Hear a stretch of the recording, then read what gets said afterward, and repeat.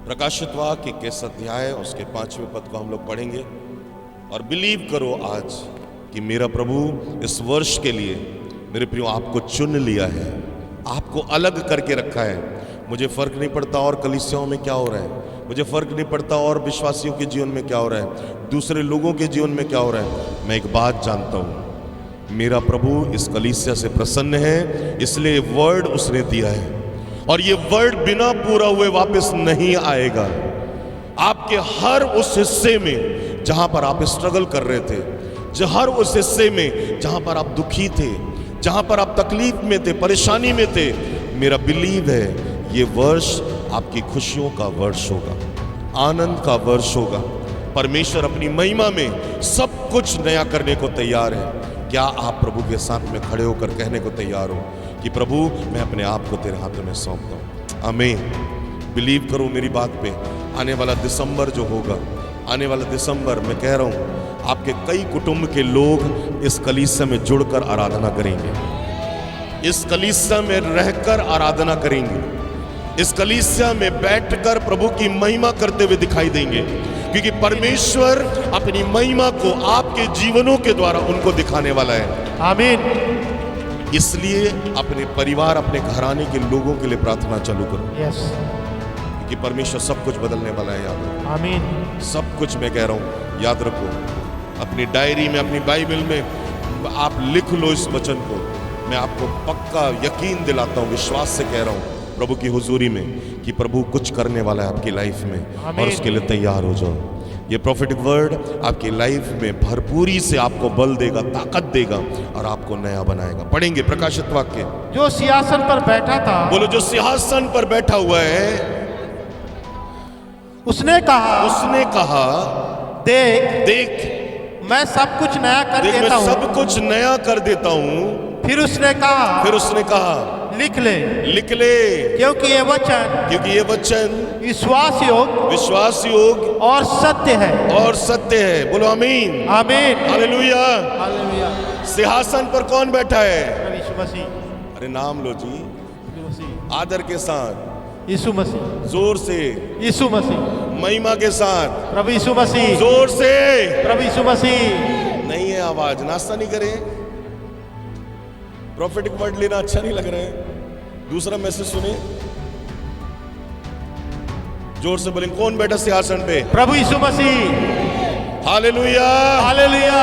और वही आदर के योग्य है, याद रखना। आमीन। आगे क्या लिखा? वो जो सिंहासन पर बैठा, उसने कहा, उसने क्या करा? क्या बोला? क्या करा? इसका मतलब उसके पास क्या है? जुबान है जी। उसने बोला है, इसका मतलब कि वो होने वाला है। आमीन।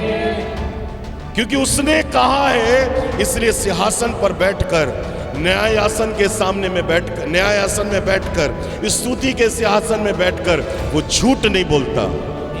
उसने कहा है, क्या कहा? उसने कहा देख। क्या कहा? देख। बाजू वाले को बोलो देख। क्या देख? क्या देख? मैं सब कुछ नया जो होने वाला है उसको देखना चालू कर, क्योंकि अब तक तूने नहीं देखा था, क्योंकि अंधों सा जीवन जीता था। दुनिया के लोग जो बोलते थे वो जीवन जीता था, जो परिस्थितियां दिखाती थी वो जीवन जीता था। पर अब प्रभु क्या कर रहा है? मैं तेरी आंखों को छूता हूं, अब देख। हालेलुया। हालेलुया। क्योंकि अब जब तू देखेगा, तेरी खुशियां, तेरा आनंद तेरे पास आएगी। हालेलुया। हालेलुया। एक ना समझ व्यक्ति के पास में परमेश्वर गया, बोला यिर्मयाह क्या देखता है? उसने कहा प्रभु एक बादाम का एक ठूनी है, एक डंठल है। प्रभु ने कहा तू देखता तो है, पर समझता है क्या देखता है? प्रभु ने कहा फिर से देख। उसने कहा फिर से देख। उसने कहा प्रभु फिर से देख रहा हूं तो मुझे एक हंडी दिखाई दे रही है। उसका मुंह कहां पे है? उत्तर की ओर। बोले मैं समझ गया कि तू देखना चालू कर दिया। अब तेरे जीवन में जो होगा, तू मेरा प्रोफेटिक होगा, तू भविष्यवक्ता होगा। भले तू 16 साल का है, लेकिन तू मेरा भविष्यवक्ता होगा, मेरी ओर से बोलने वाला होगा। उसने कहा जा बोल दे इस्राएल से कि उत्तर की ओर से दंड आ रहा है, और ये वर्ड बिना तेरे कहे पूरा नहीं होगा। उसने कहा और वो चीजें क्या हो गई? आज वही सेनाओं का यहोवा, वही यीशु मसीह आपसे कह रहे हैं, देख। Hallelujah, hallelujah, hallelujah. हालेलुया। क्या कहा देखने के बाद? मैं सब कुछ नया कर देता हूँ। मैं तेरे लिए, किसके लिए? तेरे लिए सब कुछ नया कर देता हूँ। क्या कर देता हूं? नया कर देता हूँ। नहीं यार, जोश नहीं लगता मुझे, मैं सच कह रहा हूं।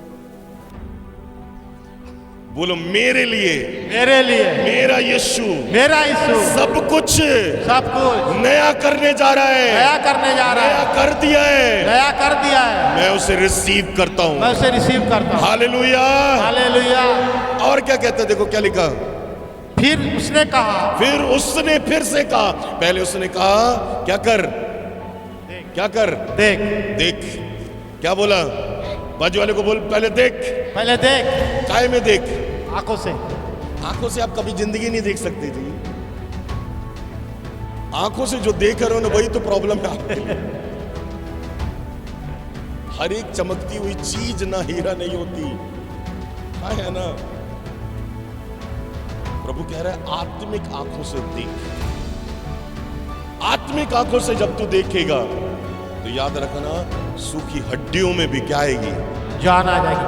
आएगी कि नहीं? मूसा ने देखा मेरे लाठी के बढ़ाने से दो भाग हो रहे हैं। मूसा ने कहा जल्दी बढ़ाओ डंडा, नहीं तो फिरौन आएगा मुझे मारेगा और ये पब्लिक भी मेरे को मारेगी। बढ़ाएगी नहीं बढ़ाए? आत्मिक आंख खुलना जरूरी है।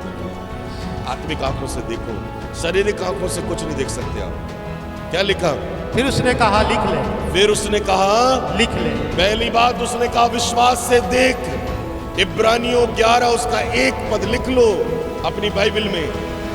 अब विश्वास आशा की हुई वस्तुओं का निश्चय और अंधे की वस्तुओं का क्या है? जो आप देखते हो वो मिट जाएगी एक दिन, और जो चीज आप नहीं देखते, आत्मा में देखते हो, वो बनी रहेगी आपकी लाइफ।